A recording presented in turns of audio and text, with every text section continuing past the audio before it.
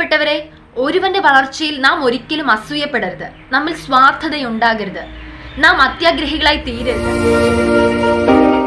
ഇരുൾ അടഞ്ഞ വഴികളിൽ തിരുനാളമാകുവാൻ ഇന്നത്തെ ചിന്ത. ഇന്നത്തെ ലോകത്തെ സാമ്യപ്പെടുത്തിക്കൊണ്ട് എഴുതിയിരിക്കുന്ന ഒരു പുസ്തകമാണ് സഭാപ്രസംഗി. ഇതിന്റെ രചയിതാവ് ശലോമോനാണെന്ന് ചരിത്രകാരന്മാർ പറയുന്നതിലൂടെ നമുക്ക് വ്യക്തമാണ്. ഇതിൽ 12 അധ്യായങ്ങളുള്ള ഈ പുസ്തകത്തിൽ മായ എന്നൊരു പദം ഇതിന്റെ ഉടനീളം കാണുവാനായി നമുക്ക് സാധിക്കും.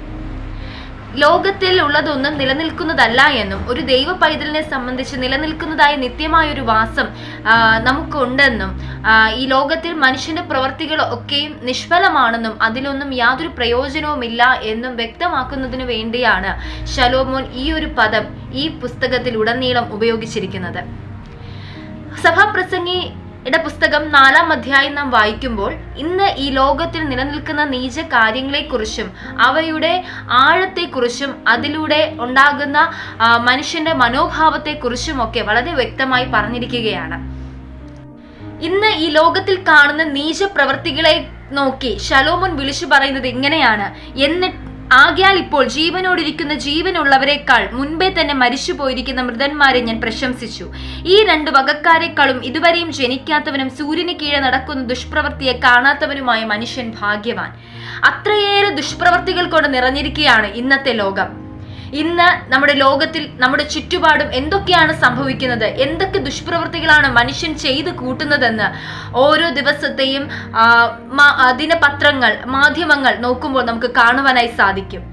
മനുഷ്യൻ ചെയ്തു കൂട്ടുന്ന ഈ ദുഷ്പ്രവൃത്തികൾ കൊണ്ട് യാതൊരു പ്രയോജനവുമില്ല, അല്ലെങ്കിൽ ഇതൊക്കെ മായയാണ്, തന്റെ ദുഷ്പ്രവൃത്തികളിലൂടെ താൻ നേടുന്ന നേട്ടങ്ങളൊന്നും ഒരു നേട്ടമല്ല എന്ന് വ്യക്തമാക്കുകയാണ് ശലോമോൻ ഈ അധ്യായത്തിലൂടെ.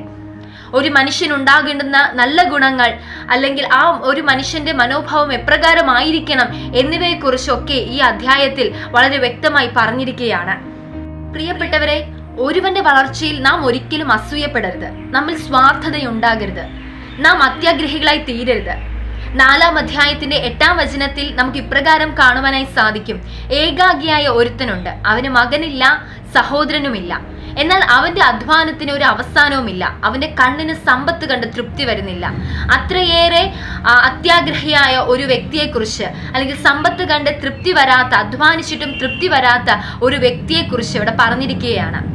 ഇന്നത്തെ ലോകവും ഇതുപോലുള്ള ഒരു അനുഭവത്തിലൂടെയാണ് കടന്നു പോകുന്നത്. എത്ര അധ്വാനിച്ചിട്ടും ആർക്കും മതി വരുന്നില്ല. എത്ര സമ്പാദിച്ചിട്ടും അവർക്ക് മതി വരുന്നില്ല. പിന്നെയും സമ്പത്തിന്റെ പുറകെയാണ് ഇന്നത്തെ ലോകം ഓടിക്കൊണ്ടിരിക്കുന്നത്. എന്നാൽ ഒരിക്കൽ പോലും നമ്മുടെ നിത്യജീവൻ എന്തായിത്തീരും, അല്ലെങ്കിൽ ഈ ലോകത്തിലെ ജീവിതത്തിന് ഒടുവിൽ നാം എവിടെ പോകും, നാം എന്തായിത്തീരും, നമ്മുടെ നിത്യവാസം എന്തായിത്തീരും എന്ന് ആരും ചിന്തിക്കുന്നില്ല എന്നതാണ് സത്യം. ദൈവമക്കൾ എന്ന നിലയിൽ ഇപ്രകാരം ഒരു മനോഭാവമല്ല നമ്മിൽ ഉണ്ടാകേണ്ടത്. ബന്ധുക്കളുടെ വളർച്ചയിൽ, സുഹൃത്തുക്കളുടെ വളർച്ചയിൽ, അയൽക്കാരുടെ വളർച്ചയിൽ ഒരിക്കലും നാം അസൂയപ്പെടരുത്. അവരോടൊപ്പം നാം സന്തോഷിക്കണം. അവർക്ക് വേണ്ടി നാം ഇനിയും പ്രാർത്ഥിക്കണം. അങ്ങനെ ദൈവം നമ്മുടെ അതിരുകളും വിശാലമാക്കുകയും നമ്മെ അനുഗ്രഹിക്കുകയും ചെയ്യും. നാം സ്വാർത്ഥത കാണിക്കുന്നതിലൂടെ നമുക്ക് എന്തെങ്കിലും നേടുവാനായി സാധിക്കുന്നുണ്ടോ? നാം അസൂയപ്പെടുന്നതിലൂടെ നമുക്ക് എന്തെങ്കിലും ലഭിക്കുന്നുണ്ടോ? അതുകൊണ്ടാണ് ശലോമോൻ പറഞ്ഞത്, ഇതൊക്കെയും മായയും വൃഥാ പ്രയത്നവും അത്രേ. മറ്റൊരു ഭാഗത്ത് ഇപ്രകാരം പറഞ്ഞിരിക്കുന്നു: ഇവയൊക്കെയും മായയും കഷ്ടവും അത്രേ. അതെ, നാം ഈ ലോകത്തിൽ എന്തൊക്കെ നേടിയാലും അതുകൊണ്ടൊന്നും യാതൊരു പ്രയോജനവുമില്ല.